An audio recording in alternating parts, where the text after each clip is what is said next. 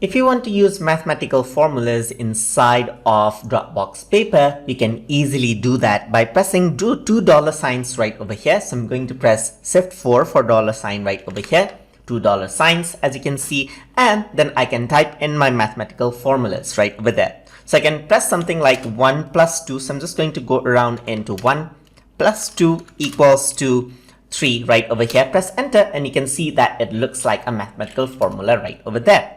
So let me just go around and see how everything looks like. So as I press $2 sign, I can go over here and then I can square out as well. So I can press this key right over here, 1 squared, 2 squared, 2 right over here, for example.